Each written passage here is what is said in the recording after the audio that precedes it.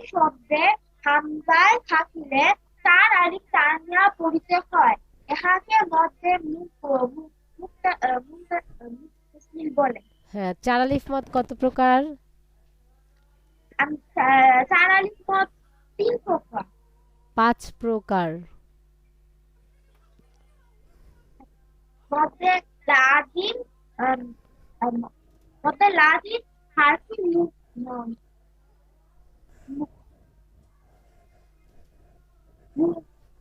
মুখাফফা, মধ্যে লাজিম হারফি মুখাফফাল, মধ্যে লাজিম কালমি মুখাফফা, মধ্যে লাজিম কালমি মুখাফফাল, মধ্যে মুত্তাসিল। হুম, আচ্ছা। তিন আলিফ মদ কত প্রকার? দুই প্রকার। কি কি? ওয়াও দিয়ে তিন আলিফ মদ দুই প্রকার, সেটা কি কি? মধ্যে আরজি, মধ্যে আরজি, মধ্যে মুংফাসিল।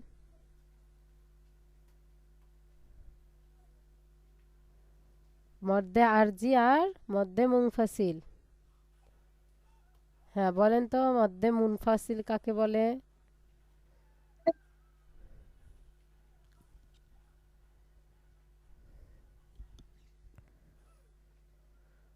মদের হরফ বা মধ্যে হরফ বা,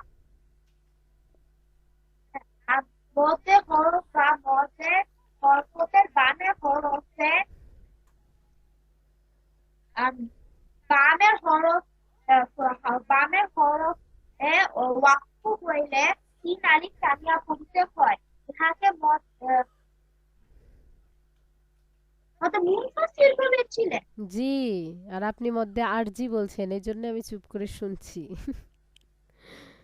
মধ্যে হরফ বা মধ্যে হরকতের উপর চিকন চিকন বামে দীর্ঘ শব্দে হামজায় হইলে তিন আলিফ টানিয়া পড়িতে হয়। তাকে মধ্যে মুনফাসিল বলে। হুম, মাশাআল্লাহ। আচ্ছা, ওয়াজিব গুন্না কাকে বলে?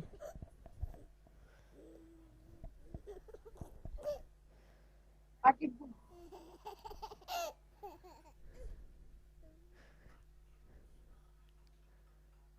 হুম, বলেন হরকতের বামে। মানে আম, নুন বা মিমের তাসদীদ হইলে গুন্না করিয়া পড়িতে হয়। আর ইহাকে ওয়াজিব গুন্না বলে। হুম, আচ্ছা। কলকলা। আম, কলকলার হরফ তিনটি। হুম হুম। সারা জগৎ, হ্যাঁ, কলকলার হরফ তিনটি না? কলকলার হরফ পাঁচটি। কফ, ত, বা, জিম, হা। দাল। না, sorry, দাল দাল। এই পাঁচ হরফে যজন হইলে কল- কল- কলকালা করিয়া পড়িতে হয়। কলকালার হরফে ওয়াক্ফ রইলে কলকলা করিয়া পড়িতে হয়। অর্থাৎ মাখরাজের মধ্যে ধাক্কা দিয়ে পড়িতে মাশাআল্লাহ। আচ্ছা, তাসদিদ। হয়।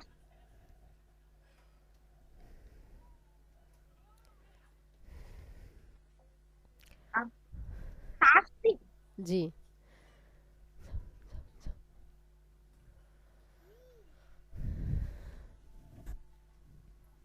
তাসদিদওয়ালা হরফ বলেন। তাসদিদ ওয়ালা হরফ কয়বার পড়তে হয়? দুইবার পড়তে হয়। হ্যাঁ। একবার হলো আপূর্ণ হরকতের সঙ্গে আর প্রথমবার ডান দ্বিতীয়বার দিকের হরকতের সঙ্গে, দ্বিতীয়বার নিজের হরকতের সঙ্গে। আচ্ছা ঠিক আছে, শুনেন, মার্শাল্লাহ আপনার সবগুলোই হয়েছে, খুব সুন্দর হয়েছে। আগামী দিন, হ্যাঁ, বলেন তো হচ্ছে মধ্যে এওয়াজ কাকে বলে? মধ্যে এওয়াজ আহ,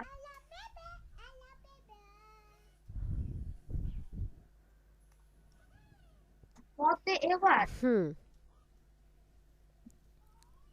আন- আনগোল গোলটা ব্যতীত দুই দুই জবর ওয়ালা হরফে ওয়াকফ করিলে এক জবর বাদ দিলে আম, এক আলিফ টানিয়া পড়িতে হয়, ইহাকে মধ্যে এওয়াজ বলে।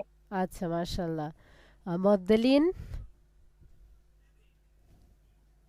মধ্যে লিন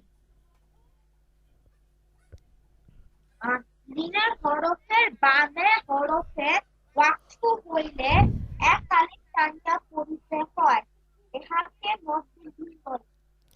আচ্ছা ঠিক আছে, মার্শাল্লাহ আমি বুঝতে পেরেছি, আপনার খুব সুন্দর হয়েছে। এখন এই যে 30 নম্বর সবক, মানে নুন সাকিন ও তানবিনের হুকুম থেকে একেবারে শেষ পর্যন্ত আগামী দিনের আপনার পড়া থাকবে, ঠিক আছে? এই যে নুন সাকিন, জজমালা নুনকে বলে। নুন সাকিন ও তানবিন 4 প্রকারে পড়া যায়: ইকলাব, ইদগাম, ইজহার, ইকফা। ইকলাবের পরিচয়: ইকলাব মানে বদল করা, ইকলাবের হরফ একটি, বা।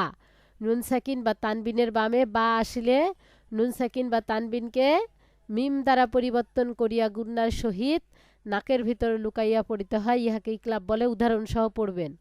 ঈদগাম, ঈদগাম মানে মিলাইয়া পড়া। ঈদগামের হরফ 6টি: ইয়া, র, মিম, লাম, ওয়াও, নুন। ইয়ার মালুন। ঈদগাম হচ্ছে 2 প্রকার: ঈদগামে বাগুন্না, ঈদগামে বেলাগুন্না। ঈদগামে বাগুন্নার হরফ 4টি: ইয়া, মিম, ওয়াও, নুন। নুন সাকিন বা তানবিনের বামে ঈদগামে বাগুন্নার 4 হরফের যে কোনো হরফ আসলে বাগুন্নার হরফে তাসদিদ দিয়া গুন্নার সহিত মিলাইয়া পড়িতে হয়, ইহাকে ঈদগামে বাগুন্না বলে। উদাহরণগুলা পড়বেন। ঈদগামে বেলাগুন্নার হরফ 2টি: র, লাম। নুন সাকিন বা তানবিনের বামে ঈদগামে বেলাগুন্নার 2 হরফের যে কোনো হরফ আসলে বেলাগুন্নার হরফে তাসদিদ দিয়া গুন্না ছাড়া মিলাইয়া পড়িতে হয়, ইহাকে ঈদগামে বেলাগুন্না বলে। এরপর ইজহারে হাকিকি। ইজহার মানে স্পষ্ট করে পড়া। ইজহারের হরফ 6টি: হামজা, হা, আইন, হা, গইন, খ। নুন সাকিন বা তানবিনের বামে ইজহারের 6 হরফের যে কোনো হরফ আসিলে নুন সাকিন বা তানবিনকে গুন্না ছাড়া স্পষ্ট করে পড়তে হয়, ইয়াকে ইজহারে হাকিকি বলে। এগুলো পড়বেন। ইকফায়ে হাকিকির পরিচয়: অবশ্যই হরফগুলো মনে রাখবেন, কিন্তু কোনটার কত হরফ কি কি সেগুলো মনে রাখবেন, ঠিক আছে? ইকফা মানে হচ্ছে গোপন করা। তা, সা, জিম, দাল, জাল, ঝা, সিন, শিন, সদ, দদ, ত, জ, ফা, কফ, কাফ। নুন সাকিন বা তানবিনের বামে ইকফার 15টি হরফের যে কোনো হরফ আসিলে নুন সাকিন বা তানবিনকে নাকের ভিতরে লুকাইয়া গুন্না করিয়া পড়িতে হয়, ইহাকে ইকফায়ে হাকিকি বলে। এই তো উদাহরণ পড়বেন। তারপরে আসলো ইজহারে মতলক। একই শব্দের মধ্যে নুন সাকিনের বামে ওয়াও এবং ইয়া আসলে নুন সাকিন গুন্না ছাড়া স্পষ্ট করিয়া পড়িতে হয়, ইহাকে ইজহারে মতলক বলে। এরপর আসলো মিম সাকিনের বিবরণ। মিম সাকিন যজমালা মিমকে বলে। মিম সাকিন তানবিন 3 প্রকারে পড়া যায়: ইকফায়ে শাফবি, ঈদগামে শাফবি, ইজহারে শাফবি। ইকফায়ে শাফবি: ইকফায়ে শাফবির হরফ একটি বা। মিম সাকিনের বামে বা আসিলে মিম সাকিনকে নাকের ভিতর লুকাইয়া গুন্না করিয়া পড়িতে হয়, ইহাকে ইকফায়ে শাফবি বলে। আমানতুম বিহ। ঈদগামে শাফবির হরফ একটি মিম। মিম সাকিনের বামে মিম আসলে দ্বিতীয় মিমে তাসদিদ দিয়ে গুন্না করে পড়তে হয়, ইহাকে ঈদগামে শাফবি বলে। লাহুম মা ইয়াশাউন। আর ইজহারে শাফবি: মিম সাকিনের বামে মিম বা ব্যতীত বাকি 26টি হরফের যে কোনো হরফ আসলে মিম সাকিনকে গুন্না ছাড়া স্পষ্ট করে পড়তে হয়, ইয়াকে ইজহারে শাফবি বলে। আর হচ্ছে র পরিবার নিয়ম: র 2 প্রকারে পড়তে হয়: 1 র পুর মোটা, 2 র বারিক চিকন। র 6 অবস্থায় পুর করে পড়তে হয়, সেখানে এখানে 2 অবস্থা দেওয়া আছে। র এর উপরে জবর বা পেশ থাকলে র পুর করিয়া পড়িতে হয়। র সাকিনের ডাইনে জবর বা পেশ থাকলে র সাকিন পুর করিয়া পড়িতে হয়। র এর নিচে জের থাকলে র বারিক করে পড়তে হয়। র সাকিনের ডাইনে একই শব্দের ভিতরে আসলি জের থাকলে এবং বামে মোটা হরফ থাকলে না থাকলে র সাকিন বারিক করে পড়তে হয়। এগুলো মুখস্থ সেরকম একটা কষ্ট করে করার দরকার নেই, আপনি আস্তে আস্তে পড়লে হবে। এগুলো মুখস্থ করতে খুবই ভেজাল, মানে অনেক সময় লেগে যাবে, হ্যাঁ? আর বাকি যেগুলো দেখালাম ওগুলো মুখস্থ করবেন। লফজে আল্লাহর নিয়ম পড়বেন যে আল্লাহ শব্দের ডাইনে জবর বা পেশ থাকলে আল্লাহ শব্দটাকে আল্লাহ মোটা পড়তে হয়, জের থাকলে আল্লাহ বারিক পাতলা পড়তে হয়। আনার হুকুম, আনা আলিফ আনা টানতে মানা, আর এই যে আনা বা আনা বু আনা মিলায় আনা সিয়া, এই চারটা আনা শুধু টান টেনে পড়তে হবে, বাকি আনা টানা যাবে না। আর গোল হামজার আনা টানতে মানা না।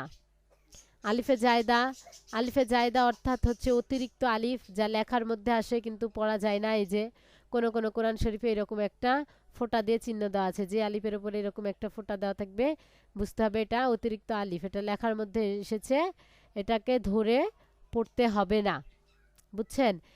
আপনার বাকি পড়াগুলো থাকবে সামনের দিনের জন্য ইনশাআল্লাহ। আজকে যেভাবে সুন্দর করে আমাকে পড়া দিয়েছেন, সামনের দিনও কি করবেন, এইভাবে পড়া দিবেন, হ্যাঁ? তাহলে আমি আপনাকে নিয়ে সামনের দিন থেকে আমপাড়ায় চলে যাব, সূরা ফাতিহা থেকে শুরু করব, ঠিক আছে? শুনতে পাচ্ছেন আহিয়ান? আহিয়ান আহমেদ? জি। আচ্ছা আচ্ছা, আরিশাকে ক্লাসে জয়েন করিয়ে দিয়েন, আর খুব ভালো করে কিন্তু পড়েন, খুব ভালো করে পড়েন। আগামীকালকে আমরা আমপাড়া ধরে নেব ইনশাল্লাহ। যেহেতু অনেক বেশি এই জন্যে হবে না। আপনাকে আরিশা পড়বে না। না, ও আচ্ছা ঠিক আছে, যেহেতু অনেক বেশি পড়া এই জন্য আমি 2 দিন ভাগ করে দিলাম, তা না হলে আমি একদিনেই দিতাম। একদিনে দিলে আপনার অনেক বেশি চাপ হয়ে যেত। তো আগামী দিন আপনি বাকি পড়াগুলো কমপ্লিট করে ইনশাল্লাহ আমরা আমপাড়া ধরে ফেলবো, ঠিক আছে? আচ্ছা, আসসালামু আলাইকুম ওয়া রাহমাতুল্লাহি ওয়া বারাকাতুহু।